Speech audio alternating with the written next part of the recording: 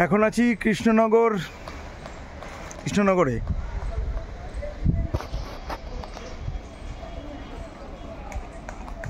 কৃষ্ণনগর শহর নামলাম জাস্ট কলকাতা থেকে। এখানে আসার মূল উদ্দেশ্য সেটা হলো এখানকার রাজবাড়ি দেখার উদ্দেশ্য, ইচ্ছে আমার বহুদিনের, কৃষ্ণনগর রাজবাড়ি। কারণ গোপাল ভাঁড় আমার খুব প্রিয় একজন চরিত্র।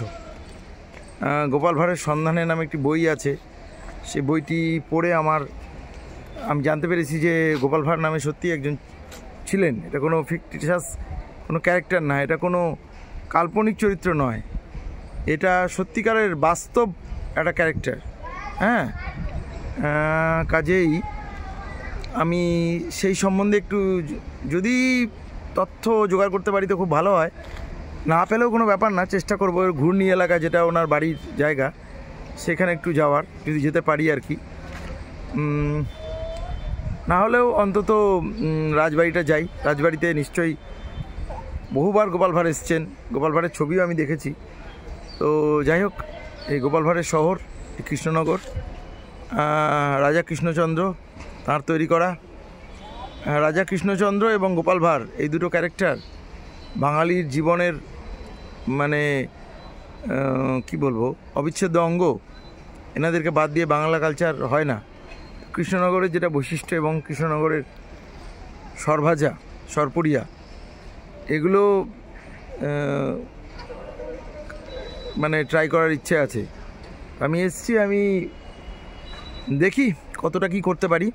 এখান থেকে ইচ্ছে আছে মায়াপুর যাব একটু, আর নবদ্বীপ থেকে আমার ফেরার ট্রেন। তো দেখা যাক, কৃষ্ণনগর ঘুরে দেখবো। এখন যাব, সবটা আমি দেখাবো না, আমি জায়গায় জায়গায় কিছু যেটা আমি সুযোগ সুবিধা পাবো সেই অনুযায়ী আমি কিছু ভিডিও করব। আমি টোটো পেলাম কৃষ্ণনগর থেকে, এই স্টেশনের বাইরে থেকে। এই দাদার নামটা বলবেন তো একটু? আব্দুলদার টোটোতে আমি উঠে গেলাম। তো হ্যাঁ, 1 নম্বর স্ট্যান্ড থেকে কৃষ্ণনগর 1 নম্বর স্ট্যান্ডে আব্দুলদা থাকে সবসময়। তো এখান থেকে উঠে আমরা এখন যাব মেইন, আগে রাজবাড়িটা দেখতেই এসেছি। কেননা ওই ছবিতে গল্পে দেখে না, ওসব ইউটিউব আর ফেসবুক আর গুগলে দেখে লাভ নেই। সামনাসামনি দেখার যে মজা, এক্সপিরিয়েন্স, ওটা একটা আলাদা অনুভূতি। ওটা কোনোদিনও কোনো মোবাইল বলুন বা টিভি বলুন বা যাই বলুন, ওগুলোতে দেখে আপনি সেই অনুভূতি কোনোদিনও পাবেন না, যে অনুভূতিটা সামনাসামনি বা সরাসরি দেখে পাওয়া যায়। এটা যে কোনো ক্ষেত্রে, এটা আমি কৃষ্ণনগর রাজবাড়ি বলে বলছি না, যে কোনো ক্ষেত্রে মানুষ তাহলে যেত না, মানুষ তাহলে বাড়িতে বসে বসে টিভি চালিয়ে ওই টিভিতে দেখতো আর মোবাইলে দেখতো। মোবাইলে তো এখন সরাসরি, তো মোবাইলে অবশ্যই দেখবেন। মোবাইল না দেখলে জানবো, আগে যেমন মানুষ বই পড়ে জানতো, তার আগে মানুষ কারো না কারো গল্প শুনে জানতো। এখন ইউটিউব হয়ে যাওয়ায় মানুষ ইউটিউবে ভিডিও দেখে জানে। কিন্তু আমি বলবো যে সামনাসামনি সরাসরি গিয়ে, এবং এক একটা জায়গার তো এক একটা বৈশিষ্ট্য থাকে, প্রত্যেকটা জায়গা তার থেকে এক জায়গার থেকে আরেক জায়গাটা, আবহাওয়া বলুন, জলবায়ু বলুন, খাওয়া দাওয়া বলুন, হ্যাঁ, সমস্ত দিক দিয়ে একটা আরেকটার থেকে আলাদা হয়। তো তার একটা নিজস্বতা থাকে, তার একটা আইডেন্টিটি থাকে। এই যে দেখুন, এখানে একটা খাল, দাদা এটা কী খাল? দিঘি, এটা একটা দিঘি। কোন দিঘি এটা? নাম দিঘির সাথে ইয়ে করা। বাহ, জলটা হ্যাঁ, আচ্ছা, হ্যাঁ, জলঙ্গি নদী, আচ্ছা। বাহ, এখানে একটা দিঘির সাথেই যোগ করা, খুব সুন্দর, জলটা পরিষ্কার, খুব ভালো লাগছে। হ্যাঁ, সেটাই তো বললাম যে এক একটা জায়গার এক এক রকম পরিবেশ। সেই পরিবেশটা, সেই জায়গায় যদি মানুষ না যায় তাহলে মানুষ বুঝতে পারবে না। তো এরকম কৃষ্ণনগর এমনই একটি জায়গা, ঐতিহাসিক শহর। সব থেকে বড় কথা, রাজা কৃষ্ণচন্দ্র ভালো সবজি চাষ করছে, সেগুলো আচ্ছা, বড় মাঠ। বাহ, এখানে আছে। বাহ, দারুণ।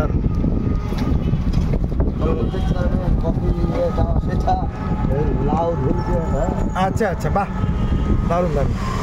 আছে এখানে তো গাছের মাঠ। ঠিক ঠিক।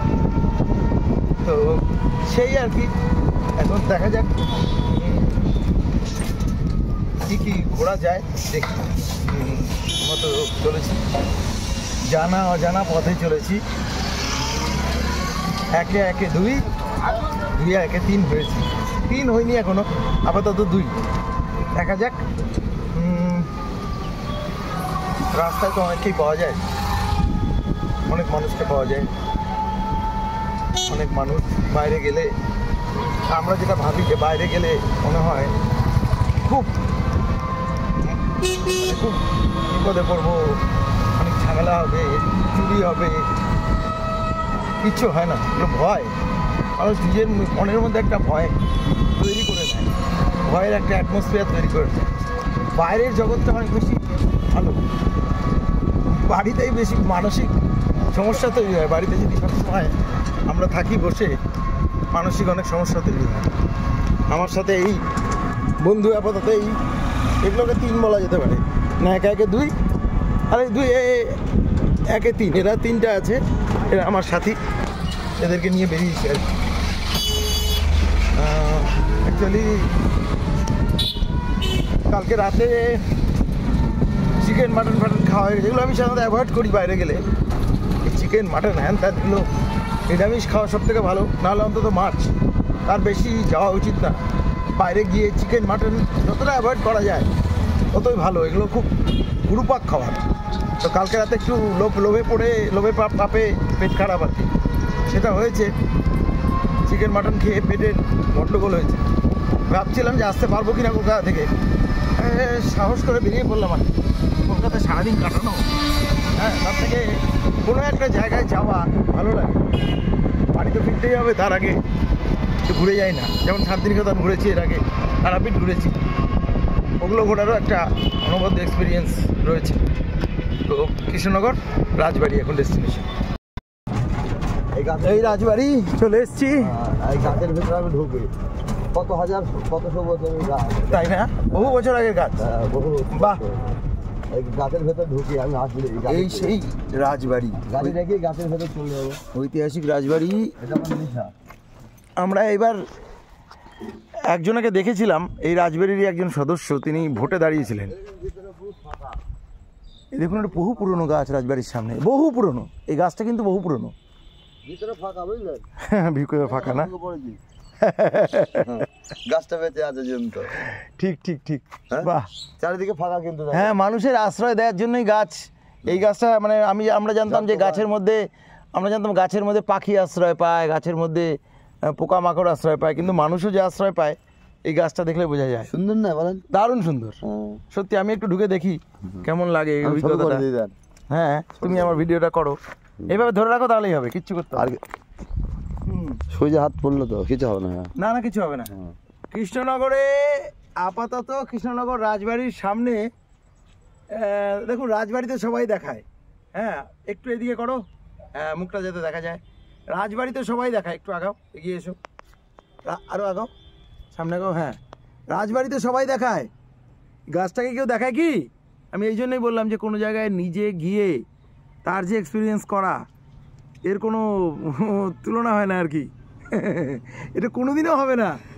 কোনো ভিডিও দেখে, কোনো কিছু দেখে আপনি এই গাছের এক্সপিরিয়েন্স পাবেন, এই গাছের মধ্যে ভিতরে ঢুকে থাকার। গাছ যে মানুষকেও আশ্রয় দেয়, দেখুন এখানে ভিতরে ফুটো টুটোও আছে, মানে সব এয়ার কন্ডিশন করাও আছে, কোনো অসুবিধা নেই। মানে গাছের ভেতরে মানুষ থাকতে পারবে, অনেকক্ষণ থাকতে পারবে। হ্যাঁ সত্যি, এটা একটা সত্যি অদ্ভুত ব্যাপার। রাজবাড়ি তো এখন বন্ধ, রাজবাড়িতে তো ভেতরে ঢুকতে দেবে না, না ভেতরে ঢোকা অ্যালাউ নেই। কিন্তু এই যে এই অবধি আসা, এটাকে ছুঁয়ে দেখা, এর যে অভিজ্ঞতা, এটা কিন্তু সত্যি দারুণ লাগে। এই গোপাল ভাঁড়ের বাড়ি আছে? হ্যাঁ, নদীতে চলে গেছে, কিন্তু ওই পাড়াটায় যাওয়া যাবে? ঘূর্ণিপাড়াটা একটু ঘুরিয়ে দিও।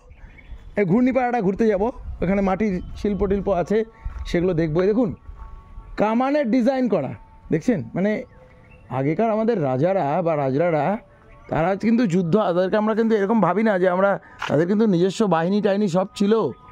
এবং এই বাড়ি দেখছেন, এখানে খুব সুন্দর লাইট ফাইট লাগানো আছে, আমরা দেখছি এইখানে সুন্দর সব ব্যবস্থা করা আছে, দারুণ। বাহ, এই যে ওই রাজবাড়ির গেট বন্ধ, সাইড দিয়ে সবাই আসে। রাজবাড়ির যে সৌধ এগুলো সব রাজবাড়ি, এটাকে প্রিজার্ভেশন করা হয়েছে। এটা গভর্নমেন্ট কি দেখে এখন? সরকার দেখে? সরকারের আন্ডারে আছে না রাজবাড়ির লোকেদের আন্ডারেই আছে? রাজবাড়ির লোকের আন্ডারে আছে না? হ্যাঁ, ভেতরে থাকে তো ওরা, না? ওরা এখানে এখন বন্ধ থাকে তাহলে? ওইখানে কৃষ্ণচন্দ্র থাকতেন না? ওই বাড়ি? ইস, ওখানে যেতে পারলে যা ভালো হতো না। এই ঢুকতে যায় কখন গো? মাটির ভিতর দিয়ে রাস্তা আছে না, সেটা বলছি না, আমি বলছি এই বাড়ির ভিতরে গেট খোলে জগদ্ধাত্রী পুজোর সময়, দুর্গা পুজো, জগদ্ধাত্রী পুজো। আচ্ছা, এরপরে তাই আসবো। এরপরে ওই সময় আসতে হবে, এসে এই দেখতে হবে। দেখুন এই যে কৃষ্ণচন্দ্র, রাজা কৃষ্ণচন্দ্র থাকতেন এখানে। ওই যে জলের ট্যাঙ্কি ফ্যাঙ্কি সব আছে, মানে আধুনিকতা এবং ঐতিহ্য সব রাখা হয়েছে এখানে। মানে এখনকারও এখনো পাঁচিল দেয় তো। হ্যাঁ, আর ওনার এই জমির চারিদিক দিয়ে সব দেখি কাটা বড় বড়, এবং পাঁচিলটাও সত্যি বিরাট বড়, এই জেলখানার প্রাচীরের থেকে বড়, বিরাট বড় প্রাচীর। মানে এত বড় প্রাচীর এখনকার দিনে মানুষ কল্পনাই করতে পারবে না। যে দেখুন চারদিক দিয়ে যে প্রাচীরটা দেয়া, ওরে বাবা কি বিশাল প্রাচীর। আর এ তো সেই যুগের না গো, বহু যুগ আগের প্রাচীর। বাপ রে বাপ, এত বড় প্রাচীর। আর বাড়ি তো কৃষ্ণচন্দ্র রাজা কৃষ্ণচন্দ্র তৈরি করেছেন এই বাড়িটা, মানে সেই আমলেরই তৈরি করা। এই মাঠে না মেলা হয়? আচ্ছা আচ্ছা আচ্ছা, বাহ, যাক, মনটা ভরে গেল গো এই বাড়িটা দেখার জন্যই আসা। সত্যি এই বাড়িটা মানে কত দেখেছি, কত ইয়ে করেছি, আর ফ্যান্টাসাইজ করেছি গোপাল ভাঁড়ের কথা, কৃষ্ণচন্দ্রের কথা। সত্যি ফ্যান্টাসি যে সামনে থেকে দেখতে পাবো, সত্যি দারুণ দারুণ অভিজ্ঞতা, দারুণ অনুভূতি, বলে বোঝানো যাবে না। সত্যি এক্সপিরিয়েন্স, এটা একটা এক্সপিরিয়েন্স। যারা অনেক দূরে দূরে ঘুরতে যান, ইউরোপ আমেরিকা ঘুরতে যান, নিশ্চয়ই যাদের ক্ষমতা আছে, যারা পারবেন, সামর্থ্য আছে, ইচ্ছেভাবে যাবেন। কিন্তু তার পাশাপাশি আমাদের যে বাংলার যেসব জায়গাগুলো রয়েছে, এগুলোকে মিস করবেন না। তাহলে ওই রবীন্দ্রনাথ ঠাকুরের কবিতা হয়ে যাবে কিন্তু, যে দেখা হয় নাই চক্ষু মেলিয়া, ঘর হতে শুধু দুই পা ফেলিয়া, একটি ধানের শীষের উপর একটি শিশির বিন্দু। ঠিক আছে, এবার আমরা যাই, দেখি আর কি দেখা যায়। মোবাইল নাম্বারটা বলে দাও তো, কেউ যদি আসে তাহলে তোমাকে কন্ট্যাক্ট করে নেবে। এখান থেকে বলে দাও তুমি, তাহলে থেকে যাবে। 8597723025। 8597 হ্যাঁ 3025। বাহ, ঠিক আছে। তাহলে কেউ যদি আসেন এখানে, আবদুল্লাহকে কন্ট্যাক্ট করে নেবেন, আবদুল্লাহ ঘুরিয়ে নেবেন। আমি আবদুল্লাহকে বলছিলাম যে কিশোর কুমারের যে ড্রাইভার, তার নাম ছিল আব্দুল। হ্যাঁ, খুব বিশ্বস্ত ড্রাইভার, দীর্ঘদিন কিশোর কুমারের। এটা কি ছিল দাদা আবদুল্লাহ? রাজার গেট, রাজা আসতেন এখানে, রাজগেট। বাহ, এখানে তো খোলাও আছে, এটা মানে এটার ভেতরে ঢোকাও যায়। এটা দিয়ে ঢুকলাম আমি, গেট এটা ভেতরে। এইখানে মানে ঢোকার প্রবেশ পথ আর কি, প্রবেশ পথে। এখানে নিশ্চয়ই কিছু একটা ব্যবস্থা ছিল, মানে বাজনা টাজনা বাজতো। রাজা আসলে তার সাধারণভাবে আসবেন না আমাদের মতো, রাজা আসলে তার ঘোষণা টোষণা ইত্যাদি হবে, সেই সবের মনে হয় ব্যবস্থা ছিল। এই যে উপরে নহবতখানা মনে হয়, উপরে বাঁশি টাশি বাজতো, তার জন্য ব্যবস্থা করা আছে। নিশ্চয়ই সিঁড়ি ফিরিও আছে, নিশ্চয়ই আছে। তো ভেতরে ঢোকার তো বুদ্ধি নেই, কিন্তু এখানে ঢোকার এই অবধি আসাটাই অনেক, এই অবধি আসাটাই অনেক। এটাকে ছুঁয়ে দেখা না, এটাকে ছুঁয়ে দেখা মানে কৃষ্ণচন্দ্র গোপাল ভাঁড়কে ছুঁয়ে দেখা। সত্যি এটাকে ছুঁয়ে দেখার যে অভিজ্ঞতা, হ্যাঁ, সেটা বলে বোঝানো যাবে না। দারুণ দারুণ, হ্যাঁ, ওয়ান্ডারফুল ওয়ান্ডারফুল, বলে বোঝানো যাবে না সত্যি। বিচারশালায় চলে এলাম, বিচারশালার সামনে। হ্যাঁ হ্যাঁ, ভেতরে ঢোকা যাচ্ছে। বিচারশালা, এখানে বিচার হতো, এখানে বিচার হতো। মানে আমরা ওই গোপাল ভাঁড়ের গল্প বলুন, কৃষ্ণচন্দ্রের গল্প বলুন, অনেক বিচারের ইয়ে দেখেছি। বিচার সভা মানে প্রায় দরবার, কিন্তু বিচার সভা মানে কিন্তু এখনকার মতো ওই কোর্ট না, দরবার। মানে এখানে দরবার বসতো আর কি, রীতিমতো সিংহাসন লাগিয়ে ভেতরে দরবার বসতো। এখন এখানে মহারানী জ্যোতির্ময়ী বালিকা বিদ্যালয় প্রাথমিক বিভাগ, যে প্রাইমারি বিভাগটা, সেটা এখানে আছে। সেখানে স্কুল চলছে, ক্লাস চলছে। আমি দেখি একটু, এই দেখাবো আমাকে আপনাদের। এখানে বাচ্চারা খুনসুটি করছে, খেলছে, পড়াশুনো করছে। খুব সুন্দর, ভালো। ভিতরে স্কুল চলছে, স্কুলকে ডিস্টার্ব করা যাবে না, স্কুলের মতো চলুক। হ্যাঁ সত্যি এটাকে ব্যবহার করা হচ্ছে খুব ভালো, এই জায়গাটাকে সুন্দরভাবে স্কুল চালিয়ে ব্যবহার করা হচ্ছে, ভালো সুন্দর, কিছু বলার নেই। মানে এর যে অনুভূতি, এই অনুভূতি তো ব্যাখ্যা করা যাবে না। গেটটা দেখুন না শুধু, কি রয়্যাল একটা ব্যাপার। মানে এটার এক্সপিরিয়েন্স বলে বোঝানো আমার ক্ষমতার বাইরে, সত্যি বলছি আমার ক্ষমতার বাইরে। ঠিক আছে, তাহলে এবার একটু এগোই, দেখি আর কি দেখা যায়।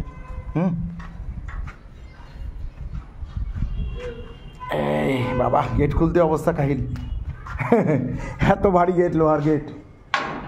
হ্যাঁ আগেকার দিনে লোহার গেট হতো, বড় বড় লোহার গেট হতো।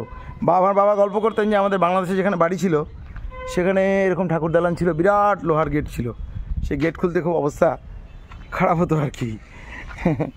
এই গেটটা দেখে আমার সেই কথা মনে পড়লো। চলো আব্দুল্লাহ যাই, আর কোথায় যাওয়া যায় দেখি। মাটির পুতুল, এই কৃষ্ণনগর জেলখানা।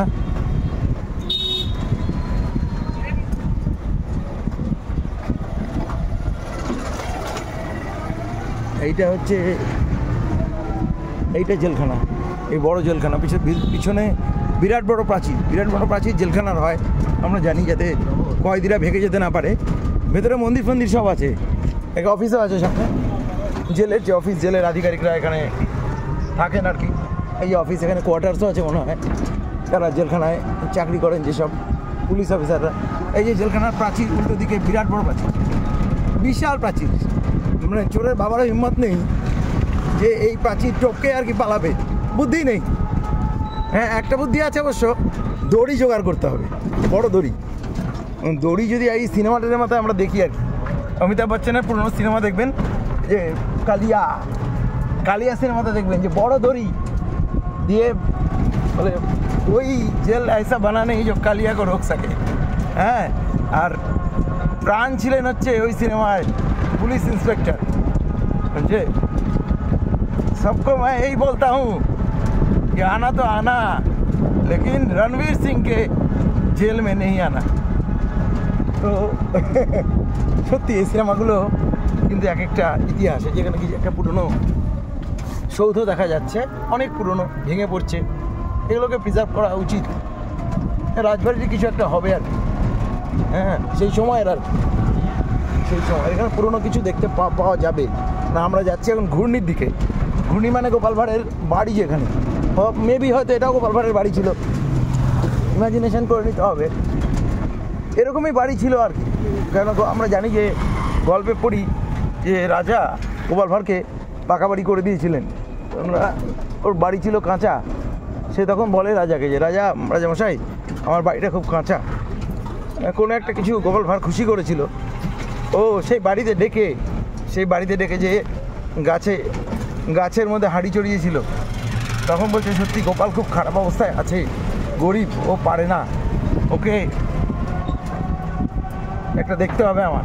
হ্যাঁ রাজাদের আগেকার দিনে তো কি, আগের দিনে মানুষ তো অত বড় লোক ছিল না, রাজাদের হাতে প্রচুর ক্ষমতা ছিল, তাদের মধ্যে দয়াও প্রচুর ছিল, কিছু অত্যাচারীও ছিল রাজা। তো তিনি বলেছিলেন যে গোপাল ভাঁড়কে যে ঠিক আছে, তোমার বাড়ির চিন্তা করতে হবে না, তোমার বাড়ির ব্যবস্থা আমি করে দেবো। সত্যি এখনকার দিনে এরকম রাজা দেখা যায় না। এরকম একটা রাজা যদি আমরা পেতাম, জীবন পাল্টে যেত। হ্যাঁ এই যেখানে পুতুল, বিভিন্ন রকম দোকান আছে, এই দোকানগুলোতে পুরোনো দিনের মাটির পুতুল অনেকে কিনছে আর কি।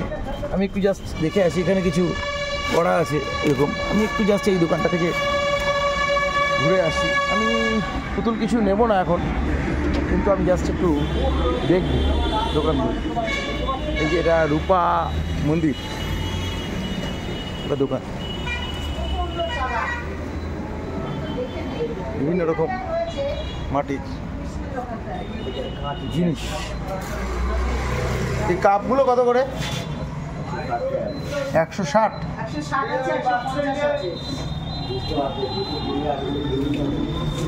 এর থেকে কমের মধ্যে হবে না, না কিছু?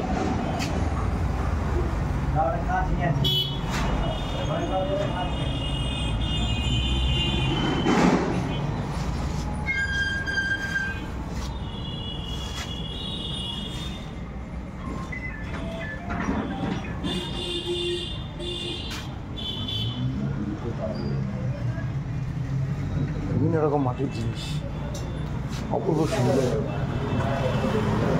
অপূর্ব সুন্দর। সহজ পাঠ সুন্দর, বাড়ি সাজানোর জন্য সত্যি অনবদ্য, তুলনা হয় না। মাটির এত সুন্দর কাজ ভাবা যায় না, ভাবা যায় না, সত্যি অনবদ্য।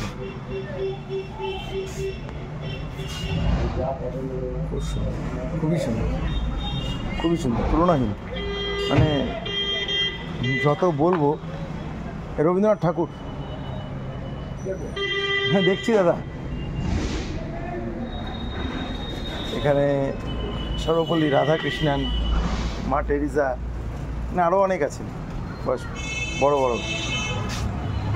এগুলো মনে হয় সম্ভবত পাথরের, মাটির মনে হয় নয়, মনে হয় এগুলো মাটির না, না এগুলো পাথরের। বললাম এগুলো পাথরের না, প্লাস্টার। আচ্ছা, সিমেন্ট প্লাস্টার দিয়ে করা। আমার ঠাকুর দোকান বাবা, তার ছবি দেখতে পাচ্ছি। পুরনো দোকান, অনেক আগেকার যিনি মালিক ছিলেন তার ছবি এখানে দেখা যাচ্ছে, সার্টিফিকেট দেখা যাচ্ছে। সুন্দর, অনবদ্য। কেউ এলে এখানে আসতেই পারেন ঘূর্ণিতে, এই দোকান সুন্দর। অনেকে কিনছেন, এক দাদাকে দেখতে পাচ্ছি, দাদা বৌদিকে, তারা কিনছেন জিনিসপত্র। আপাতত আমার কিছু কেনার নেই, আমি একটু সামনে মুভ করব, দেখি আর কি দেখতে পাই। আব্দুল্লাহ চলো, আর কোথায় যাওয়া যায়? এখানে কিন্তু এমনটা নয় যে এই যে দুটো দোকান আমি দেখালাম সেই দুটো দোকান, এখানে কিন্তু আরও দোকান আছে। পেছনে আরও দোকান ছিল, এই দেখুন ক্লে আর্ট গ্যালারি, এখানে আরও দোকান আছে, প্রচুর দোকান, প্রচুর দোকান। মানে যারা মাটির জিনিস ভালোবাসেন, মাটির জিনিস কিন্তু মাটির মতো খাঁটি কিছু নেই, মাটি মানে খাঁটি। তো মাটির জিনিস বাড়িতে রেখে হাতে, যেমন আমরা ফেংশুই পড়ি না, ফেংশুই অনেক তত্ত্ব দেওয়া থাকে যে এটা করলে এই হয়, দেখুন এগুলো কোনো প্রামাণ্য তত্ত্ব নেই। আমি বলছি ওই কনফিডেন্স, কোনো প্রামাণ্য কিচ্ছু নেই ফেংশুই যে এটা করলে এটা হবে। পূর্ব দিকে এটা রাখবেন, পশ্চিম দিকে ওই রাখুন, দক্ষিণ দিকে এই রাখুন। হ্যাঁ, ফেংশুই এটা চাইনিজ একটা স্টাইল অফ, কী বলবো, আধ্যাত্মিকতা, স্পিরিচুয়ালিটি এমন একটা জিনিস যেটার কোনো মানে কী বলবো, যার ব্যাখ্যা দার্শনিক তত্ত্ব, তো এটার ব্যাখ্যা বৈজ্ঞানিক চিন্তা দিয়ে, কমার্শিয়াল চিন্তা ভাবনা দিয়ে হবে না। যদিও এর কমার্শিয়ালাইজেশন হয়েছে আমি মনে করি, এবং তাতে কোনো ভুল নেই। সেটা যারা করছেন বিজনেস হিসাবে করছেন, ঠিক আছে, বিশ্বাসে মিলায় বস্তু তর্কে বহুদূর। কিন্তু আমি মনে করি মাটির জিনিস যদি মানুষ বাড়িতে রাখে, তাতে মাটির গন্ধ থাকে, মাটির জিনিস বাড়িতে রাখা উচিত। হ্যাঁ, আমি ছোটোবেলায় মনে পড়ে আমার এই প্রসঙ্গে, ছোটোবেলায় মাটির পুতুল আমার খুব প্রিয় ছিল। মানে আমাদের ওখানে মেলা হতো, মাটির পুতুল কিনতাম, এবং আমার বোনের সাথে আমার ভীষণ রকমের এই ঝগড়া হতো এই মাটির পুতুল কেনা নিয়ে। আমাদেরকে দেওয়া হতো বাড়ি থেকে একটা টাকা, 5 টাকা, কখনো 2 টাকা, তখন 2 টাকা 5 টাকা মানে অনেক অনেক। সেটা দিয়ে মাটির পুতুল কিনতাম। সেই মাটির পুতুল কোনোটা 10 পয়সা দাম, 50 পয়সা দাম, 1 টাকা খুব ভালো যেগুলো ছিল 1 টাকা দাম। মাটির পুতুলের অনেক দিন অবধি মাটির পুতুলগুলোকে আমি প্রিজার্ভ করে রেখেছিলাম, তারপরে পারিনি রাখতে। ছোটোবেলার স্মৃতি, সেই স্মৃতিকে ধরে রাখতে পারিনি। সবাই পারে না, স্মৃতি ধরে রাখা খুব কঠিন বাঙালিদের জীবনে। বাঙালি তো আত্মবিস্তৃত জাতি, বাঙালির পক্ষে আরও মুশকিল। ইউটিউব এসে, টেকনোলজি এসে বরং কিছু প্রিজার্ভেশন হবে, ভিডিও প্রিজার্ভেশন হলেও হতে পারে, মানে হওয়ার সম্ভাবনা আছে। তো যাই হোক, তো সেই পুরনো স্মৃতি, তার প্রিজার্ভেশন অবশ্যই আমার মনের মধ্যে আছে, সেটা মনে পড়ে গেল আর কি। কৃষ্ণনগরে আসবো আর সরপুরিয়া সরভাজা খাবো না, তো হতে পারে না। এই যে অধরচন্দ্র দাস উল্টো দেখাচ্ছে না, সেলফি মোডে আছে ক্যামেরা, উল্টো দেখাচ্ছে, মিরার মোডে আছে। যাই হোক, এই অধরচন্দ্র দাস অ্যান্ড কোম্পানি, এখানে এবার ঢুকবো, ঢুকে এবার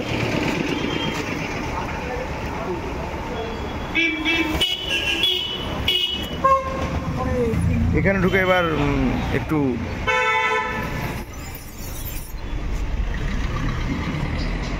সরপুরিয়া সরভাজা চাখবো, এসে দেখবো কেমন। পুরোনো দোকান, সর্বপ্রথম মিষ্টি দোকান এটা, সর্বপ্রথম বিভিন্ন রকম জিনিস আছে। আপনাদের এটা সর্বপ্রথম মিষ্টির দোকান? কতদিন আগের? হ্যাঁ, 122 বছরের। বাবা, 122 বছর, মানে আমার ঠাকুর দাদার আমলে, তারও আগের হবে হয়তো। অনেক কিছু আছে, এরকম আছে, দেখি কোনটা কি দাম, সেই অনুযায়ী নেব। সরপুরিয়া কত করে? আপনার হলো 500 টাকা ম্যাডাম, 500। আর এটা একটা দিন খাবো এখন, এটা এক পিস, দু পিস দিন, এক পিস দিন। 535 টাকা দিন, বিল হয়ে গেছে। হ্যাঁ, বলেন আর কি বলেন, এখন বলেন। এই আর ছানার কেক খাবো এগুলো মনে হয় এগুলো সরপুরিয়া না? সরভাজা। সরভাজা, সরপুরিয়া কোনটা ওটা? না ঠিক আছে, সাদাটা হলুদটা। হলুদটা সাদাটা। এগুলো দাম কিরকম এই সরভাজা? পেমেন্টটা ছেড়ে দিন, কাকু, বিল করা যাবে। ও কাকু, না, 860 টাকা কেজি। ঠিক আছে 860 টাকা কেজি। 860 860 এটা কেজি, আর পিস হিসাবে বিক্রি হয় না? 35, 35। আর এগুলো এই সরপুরিয়াগুলো 740 পিস 740 কেজি। হ্যাঁ না, আমি 35, 35 টাকা করে পিস তো? এক পিসের পিসে বেশি হলো না একটা। হ্যাঁ, এক পিস বলুন। এক পিস দিয়ে পিসে বেশি নিলে ওজনে যাবে। আচ্ছা আচ্ছা, এবারে একটা বড় প্যাকেট দিয়ে মানে বেশি নিলে ওজনে নিতে হবে, ওজন হিসাবে। যাবো আমি অনেক নিয়ে যাবো। 800 কত বলছে? সরপুরিয়া প্যাকেট আমি পয়সা দাম দিই তো। সরভাজা 740 বাবা একটাই 6 পিস দাও, একটাই 4 পিস দাও। পিস হিসাবেই নি না, কোনো অসুবিধা, আমি যাবো দুর্গাপুর হিসাবে নি, 2 পিস করে দেখুন না প্যাকেট যদি হয়। তারপরে কি হবে।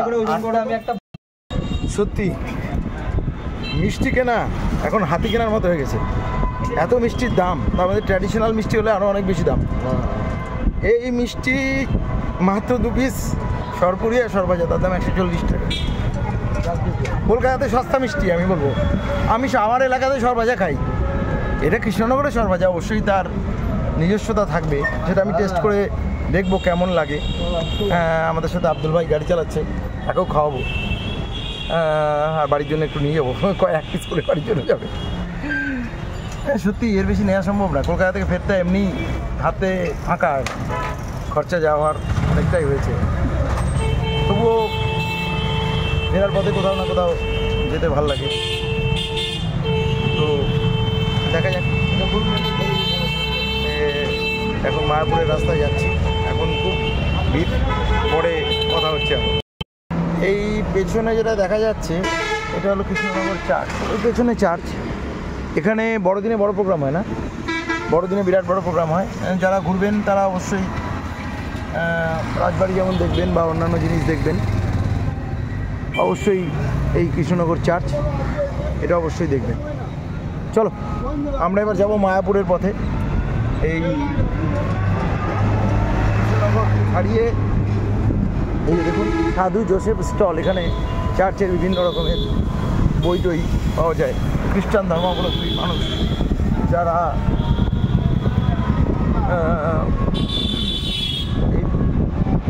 এখানে আসেন তারা চার্চে প্রেয়ার করেন, তারা বই, ধর্মীয় পুস্তক তো আমাদের জীবনের সবথেকে বড় সাথী। বইয়ের বিকল্প হয়নি, বইয়ের বিকল্প আজ অব্দি হয়নি, হবে না। বই যত ইন্টারনেট আসুক, যত ইবুক আসুক, চোখ খারাপ হওয়ার যদি সেরা জিনিস থেকে থাকে পৃথিবীতে আজ অব্দি, মানে চোখ খারাপ হওয়ার সব থেকে শ্রেষ্ঠ জিনিস যদি আবিষ্কার হয়ে থাকে সেটা হচ্ছে ইবুক। মানে চোখ আপনার খারাপ হবেই হবে। তো ইবুক আসুক বা যাই আসুক, বই আপনাকে যা দিতে পারে সেটা কেউ দিতে পারে না। তার ফিলিং আলাদা, তার অনুভূতি আলাদা। আমি এখনও ছোটোবেলা থেকে বই কেনার খুব অভ্যেস বলতে পারেন। যারা মনে করেন যেটা বাজে খরচ, প্রচুর খরচ বইয়ের পিছনে হয়। তো আজও যেমন কলকাতা থেকে ফেরার পথে চাণক্য অনেক নীতিকথা বলে গেছেন, যে নীতিকথাগুলো আমরা যদি আমাদের জীবনে প্রয়োগ করি তো আমাদের জীবনে অনেক কাজে আসে। তো সেই চাণক্য নীতিকথার বই কিনলাম। তো অনেকে ভাববেন এটা বাজে খরচ, কিন্তু যে কাজে লাগাতে জানে তার কাছে বাজে খরচ নয়।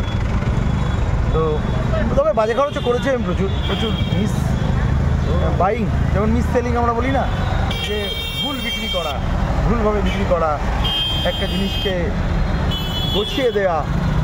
আবার মিস বাইংও হয়, কিন্তু মিস বাইং মানে ভুল কেনাকাটা। আমরা প্রচুর টাকা ভুল কেনাকাটায় খরচ করি, যেটা হয়তো আমাদের দরকারই নেই, প্রয়োজনই নেই, সেটা কিনি।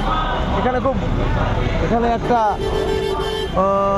রাজ্য সম্মেলন, তাদের এটা গ্রাম পঞ্চায়েত কর্মী সমিতি রাজ্য সম্মেলন হচ্ছে। এখানে দেখছেন বামপন্থী সংগঠন দেখে বোঝা যাচ্ছে, লাল রঙের ঝান্ডা।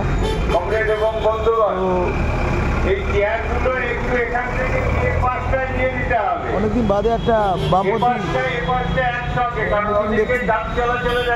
অনেকদিন দেখি না, এখানে মিটিং চলছে। Krishnanagar is live.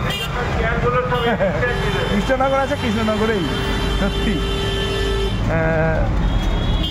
খুব ভালো লাগছে। কিন্তু প্রথমবার এসেছি তো, কৃষ্ণনগর দিয়ে উপর দিয়ে অনেকবার কলকাতা গেছি, কিন্তু কৃষ্ণনগরে মানে এই যে একা ঘোরা, আমি বলি না একা ঘোরার আলাদা অনুভূতি আছে। আর এখন এই ভিডিও করা হচ্ছে, এটা শেয়ারও করতে পারবো আপনাদের সাথে।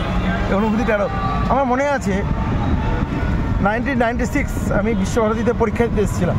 বিশ্বভারতী অপূর্ব লেগেছিল প্রথমবার দেখা, শান্তিনিকেতনের কথা বলছি। তারপরে ঠিক 20 বছর পর 2016 সালে আমি শান্তিনিকেতনে আসি। আমি তার ভিডিও করিনি, কিছু ফটো করেছিলাম, কিন্তু আমার মোবাইল থেকে সব উড়ে গেছে। তখন তো ইউটিউব এইভাবে ছিল না, সেইভাবে ছিল না, বা জানতামও না, বুঝতামও না। তো সব উড়ে চলে গেছে, সব টোটাল মেমোরি, টোটাল ডাটা সব উড়ে চলে গেছে। কিচ্ছু নেই স্মৃতি, কিছু ছিল, খুঁজলে হয়তো পাওয়া যেতে পারে। কিন্তু সেই যে স্মৃতি, সেই যে ঘোরা, একা অনবর এক্সপ্লোরেশন, ফাটাফাটি। যাই হোক, এখন মায়াপুরের পথে, পরে হবে কথা। কৃষ্ণনগর শহরের মধ্যে দিয়ে এখনো মায়াপুর এরিয়ায় প্রবেশ করিনি। এটা কৃষ্ণনগর জাজ কোর্ট এলাকাটা না। তো এর আগে গার্লস স্কুল পার হয়ে এলাম। এটা একটা সরকারি জায়গা থেকে বোঝা যাচ্ছে, অনেক কিছু এখানে ভেতরে সরকারি দপ্তর আছে। আর কি গোপাল ভাঁড়ের শহর, কৃষ্ণনগর শহর পার হয়ে যাচ্ছি। দেখি এই রাস্তা এবার প্রকৃতির, খুব তাড়াতাড়ি প্রকৃতির কোলে চলে আসবো। তারপরে কৃষ্ণচন্দ্র থেকে এবার কৃষ্ণে যাব, কৃষ্ণচন্দ্র পার হয়ে কৃষ্ণের জায়গায় যাব, মানে মায়াপুর। তারপর সেখান থেকে নবদ্বীপ থেকে রাতে ফেরার ট্রেন। এই হলো কাহিনী। তো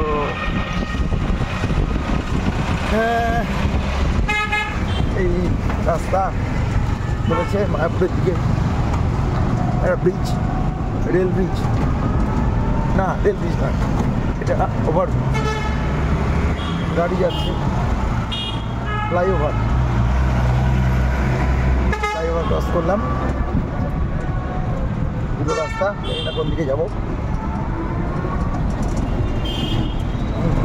আব্দুল ভাই কোন দিকে নিয়ে যাবে, ডান দিকে, ডাইনি তারা। এই পাশে একটা খাল মতো দেখা যাচ্ছে, এটা কি নদী নাকি গো? হ্যাঁ, জলঙ্গিটা, হ্যাঁ জলঙ্গি নদী। দেখুন কি অপূর্ব, অপূর্ব দৃশ্য গো। এটার মধ্যে দিয়ে যাওয়ার তো দারুণ দারুণ অভিজ্ঞতা। তোমার গাড়িতে না এসে অন্যভাবে এলে তো নিশ্চয়ই এই এক্সপিরিয়েন্স পেতাম না। সত্যি দারুণ লাগছে, দারুণ দারুণ লাগছে। নদীর পাশ দিয়ে আসছে সম্ভবত রেল লাইন, এই যে দূরে রেল লাইন দেখা যাচ্ছে, ওই রেলের ব্রিজ। অনেক গাড়ি যাচ্ছে এই ফ্লাইওভার, নিচ থেকে ফ্লাইওভারের উপরে উঠে এলাম, যে ফ্লাইওভার দেখাচ্ছিলাম। বাহ, সুপার সুপার, বাহ। সত্যি ফ্লাইওভারের উপর দিয়ে যাওয়ার কিন্তু একটা অন্যরকম অভিজ্ঞতা হয়। মানে নিচু তলার লোক যখন উপর তলায় ওঠে না, প্রমোশন হয়, তখন যেরকম অভিজ্ঞতা হয়, ঠিক নিচের রাস্তা থেকে ফ্লাইওভারে উঠলে অনেকটা সেরকম অভিজ্ঞতা হয়। হ্যাঁ, তো সেই অভিজ্ঞতা হচ্ছে আর কি।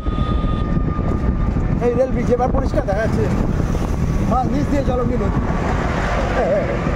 দেখুন জলঙ্গি নদী, জলঙ্গি নদী। জলঙ্গিতে জল কম, হয়তো বাড়বে, বর্ষার সময় বাড়বে, হয়তো তো জল কম আছে।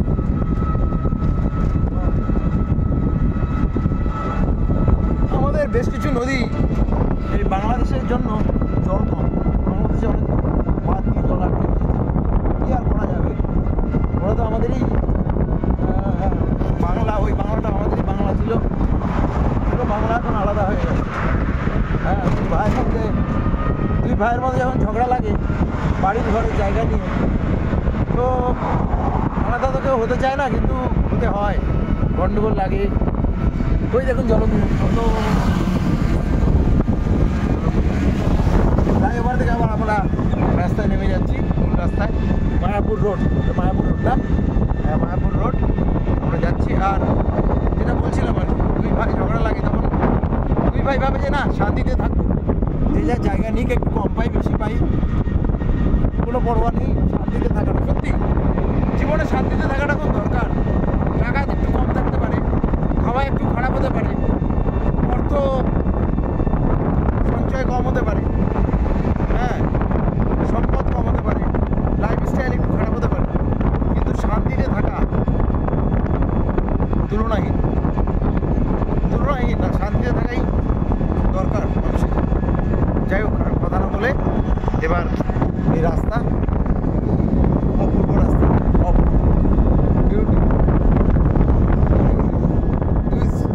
দুই ধারে প্রকৃতি উজাড় করে নিজেকে ঢেলে দিয়েছে। জানি না এই প্রকৃতির কতদিন আমরা ধরে রাখতে পারবো, প্রকৃতিকে থেকে ধরে রাখা, অন্তত আমি তো মোবাইলে ধরে রাখতে পারছি। ঠিক আছে, আর কথা না বলে মায়াপুর দিয়ে কথা হচ্ছে। আব্দুল ভাইকে বললাম গাড়ি দাঁড় করাও, একটু যে মিষ্টি কিনলাম সেটা খেয়ে দেখি দুজনে মিলে কেমন মিষ্টি, সরপুরি আর সরভাজা দুজন মিলে খাই। একটু বেশি দিতে পারলে ভালো হতো, কিন্তু আমার বাজেট কমে গেছে আর কি, কিছু করার নেই। তো আপাতত দুজনে ভাগ করে খেতে হবে আর কি। খুব চেটকে গেছে গো, চেটকে গেছে। নাও না খাও না, তুমি খাও। এটা হচ্ছে সরপুরিয়া, মানে ভাজার আগে আসল জিনিসটা খাই, তারপরে ভাজা পরে খাবো।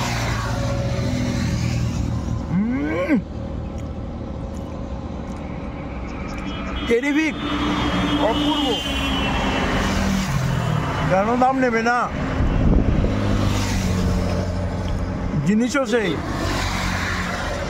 নাম সরপুরিয়া, সত্যি দুর্দান্ত দুর্দান্ত দুর্দান্ত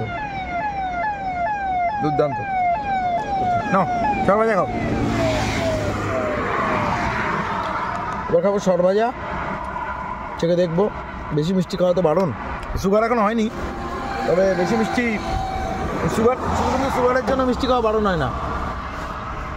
আমাদের শরীরে আর কি আরও কিছু নানা রকমের জটিলতা রয়েছে, যেগুলোর জন্য কিন্তু জল খাবো, যেগুলোর জন্য কিন্তু মিষ্টিটা কম খাওয়া উচিত। আমরা ভাবি যে শুধু সুগার হলে, সুগার যারা আছে সে মিষ্টি কম খাবে, আর যার সুগার নেই সে মানে যত খুশি ওই 100টা মিষ্টি একবারে খেয়ে নেওয়ার মতো আগে অনুষ্ঠান হলে যে খেত মানুষ তো সেরকম খেয়ে নেবে তা কিন্তু নয়।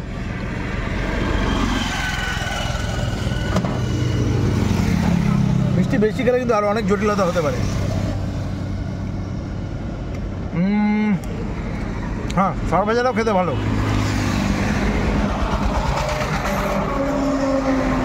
বেশ ভালো, তবে সরপুরিয়া অপূর্ব।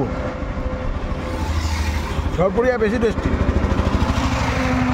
অন্তত আমার কাছে।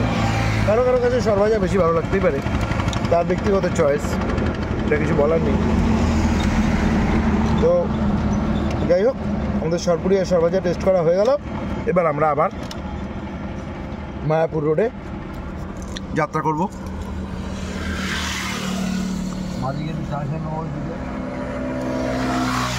হ্যাঁ বলো। হ্যাঁ, একটু চা খেয়ে নিতে হবে, ঠিকই বলেছে আব্দুল ভাই, একটু চা খেয়ে নিতে হবে। তবে আমার পেটটা একটু ডিস্টার্ব করছে, তো আমি লাল চা খাবো। হ্যাঁ, ব্যাগ ঠিক মতো করে নিতে হবে। ঠিক ঠিক ঠিক, গাড়ি ছাড়বো। আব্দুল ভাই একটু তার মাঝে একটু রিল্যাক্স, দম নিয়ে নিচ্ছে। দম নিয়ে নিক, কোনো অসুবিধা নেই। হ্যাঁ, কারণ সবাইকে এই সব কিছু করতে দিতে হবে। একটু চা খাবো, আমরা একটু লাল চাই খাবো আর কি, কেননা পেটটা একটু ঠিক নেই আর কি। বললাম যে কালকে চিকেন মাটন খাওয়াটা লোভে পাপে মৃত্যু, মৃত্যু না, মৃত্যু হয়নি, পেট খারাপ হয়েছে। লোভে পাপে পেট খারাপ, এটা মনোজ মিত্রের একটা নাটকের ডায়লগ। সেই নাটকটা আমি করিয়েছিলাম অনেক দিন আগে বাচ্চাদেরকে দিয়ে, রাজার পেটে প্রজার পিঠে বলে একটা নাটক আছে। মনোজ মিত্র মারা গেলেন সম্প্রতি, খুব প্রিয় মানুষ, তার সান্নিধ্য পেয়েছি বেশ কয়েকবার, সান্নিধ্য পেয়েছি মনোজবাবু অ্যাজ এ পার্সন। ও এক্সিলেন্ট মনোজবাবু। টাকাটাই বড় না, এনজয়টাই বিশাল। হ্যাঁ, ঠিকই বলেছো। আব্দুল ভাই বলছে টাকাটাই বড় না, এনজয়টাই হচ্ছে সব থেকে বড় কথা, তাই কিনা আব্দুল ভাই? তুমি আব্দুল ভাই অনেককে নিয়ে ঘোরাও না, এই অঞ্চলে অনেককে নিয়ে ঘোরাও। কতদিন ধরে ঘোরাচ্ছ? 2 বছর? 11 বছর টোটোই ঘোরা। 11 বছর? রিক্সায় ঘুরিয়েছি 10 বছর। কোথায়? রিক্সায়? ও আগে রিক্সা ছিল। আব্দুল ভাইয়ের কিন্তু প্রমোশন হয়েছে, রিক্সা ছিল, এখন টোটো চালায় আব্দুল ভাই। তো আগে রিক্সায় ঘুরিয়েছে, কষ্ট করেছে মানুষটা, কষ্ট করে নিজেকে দাঁড় করিয়েছে। তোমার ফ্যামিলিতে কে কে আছে? সবাই আছে, 2 মেয়ে ছেলে। ছেলে মেয়ে কটা? ছেলে মেয়ে 2? 2 মেয়ে 1 ছেলে। ফ্যামিলিতে আরও আছে, বাবা মাও আছে না? বাবা নেই? সত্যি, বাবা মা চলে গেলে ও ছেলের বউ আছে। যাই হোক, আব্দুল ভাইকে দেখে কিন্তু মনে হয় না যে ছেলের বউ, ছেলের বিয়ে হয়ে গেছে। বেশি গান চেহারাটা ধরে রেখেছে, মেয়েরা বিয়ে হয়ে গেছে। বাহ, চেহারাটা ধরে রেখেছে, কিন্তু বেশি ইয়াং চেহারাটা ধরে রেখেছে আব্দুল ভাই। তো আমাদের যেটা বলছিলাম আর কি, যে লোভে ওই মনোজ মিত্রের কথা বলছিলাম। মনোজ মিত্রের সাথে সান্নিধ্য পেয়েছি আমি ওনার অ্যাজ এ পার্সন। ও মনে পড়ে রায়গঞ্জে একবার মনোজ মিত্র এসছেন, তা জিজ্ঞেস করছে, দাদা আপনি যে বাঞ্ছারামের বাগান ক্যারেক্টারটা করছেন, সেই ক্যারেক্টারটা অমুক অভিনেতা করছে, তো কারটা বেশি ভালো লেগেছে আপনার, আপনার নিজেরটা না তারটা? বোকার মতো প্রশ্ন আর কি। তো আচ্ছা বলুন তো, মনোজ মিত্রের ওই বাঞ্ছারামের বাগান, ওই ক্যারেক্টারের কোনো বিকল্প হতে পারে? কিন্তু মনোযোগ এত শিখলো, বলছে ওরটা বেশি ভালো, ও বেশি ভালো করছে, আমার থেকে বেশি ভালো করছে।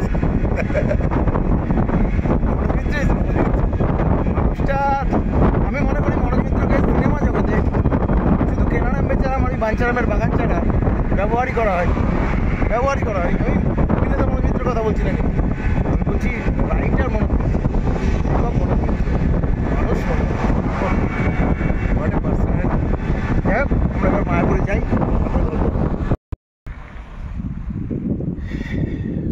মায়াপুর যাওয়ার পথে রাস্তায় নেমে গেলাম, একটা মাঠ মন কাড়লো, একটু মনে হলো মাঠটা থেকে হেঁটে আসি। একটা প্রাইমারি স্কুল আর তার লাগোয়া একটা মাঠ, কি অপূর্ব মাঠটা। ফুটবল খেলা হয় মনে হয়, ছোটো ছোটো গোলপোস্ট দেখতে পাচ্ছি। কী খেলা হয় এটা জানি না, এই ছোটো গোলপোস্টে কী হয়? বড় গোলপোস্টও আছে অবশ্য, এই ছোটো গোলপোস্টে কী হয় জানি না। আমার টোটো ওখানে দাঁড়িয়ে আছে, আর আমি রবীন্দ্র সংঘ ক্লাব, চৌগাছা, মায়াপুর রোড, নদিয়া, চৌগাছায় আছি আমি, চৌগাছা খুব নাম করা জায়গা। চৌগাছা নামটা খুব চেনা, আমাদের স্বাধীনতা আন্দোলনের কাহিনী শোনা যায়। চৌগাছা, ফৌগাছা, এই জায়গাগুলো সব স্বাধীনতা আন্দোলনের সময় খুব শিরোনামে উঠে এসেছিলো আর কি। নদীয়ার চৌগাছা, চৌগাছা নাম করা জায়গা। এখানে চৌগাছা ভক্তি বেদান্ত মাধ্যমিক শিক্ষা কেন্দ্র, সরি প্রাথমিক বিদ্যালয় নয়, এটা একটা মাধ্যমিক শিক্ষা কেন্দ্র। তার যে পরিবেশ সত্যি খুব বিউটিফুল, অপূর্ব। নামতে বাধ্য হলাম আর কি, ঘুরতে গেলে শুধু ওই কয়েকটা নির্দিষ্ট জায়গা দেখবেন, যারা ট্রাভেল ব্লগ করে বা যারা বিভিন্ন কিছু দেখায়, তারা ওই কয়েকটা নির্দিষ্ট জায়গায় দেখায়, তার বাইরে দৃষ্টি নেই হয়তো, অনেকের আছে, সবার নেই, শিওর। তো এটা একটা অপূর্ব এক্সপ্লোরেশন। ঘরের পাশেও অনেক কিছু থাকে, আমরা মিস করে যাই, মিস করা উচিত না। একটা অদ্ভুত নির্বিচার রাস্তার মধ্যে দিয়ে আমাদের গাড়ি চলেছে। মায়াপুর যাওয়ার পথে একটা রাস্তা, অদ্ভুত একটা রাস্তা।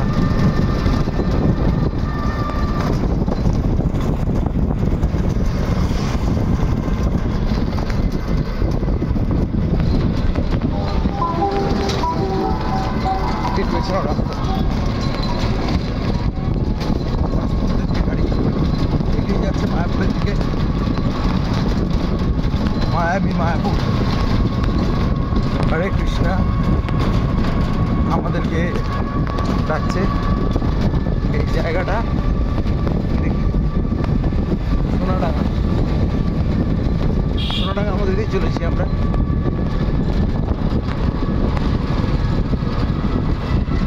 পাণ্ডবপাড়া, সোনাডাঙ্গা সেই অঞ্চল।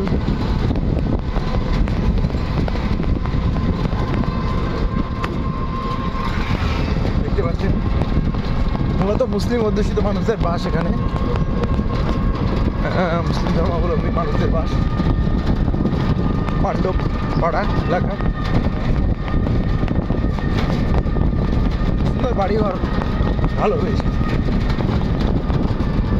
গ্রাম অঞ্চল কিন্তু পঞ্চায়েত এলাকা সম্ভবত, কিন্তু বেশ বর্ধিষ্ণু।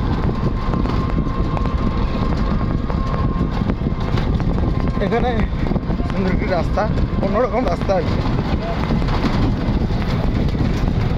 অনেক রাস্তায় এখন এরকম হচ্ছে আর কি, মাটির রাস্তা থেকে এই রাস্তাগুলোকে এইসব বিছিয়ে আর কি। মাটির রাস্তা বর্ষাকালে খুব মাটির রাস্তাগুলো কষ্ট হয় মানুষের। তো এরকম যদিও টোটো চালানো বা গাড়ি চলবে সহজেই হয়তো, কিন্তু টোটোতে চলার পক্ষে একটু অসুবিধে। টোটোগুলো খুব ভাইব্রেট করে চাকা। আবার আমরা নর্মাল রাস্তায় চলে এলাম।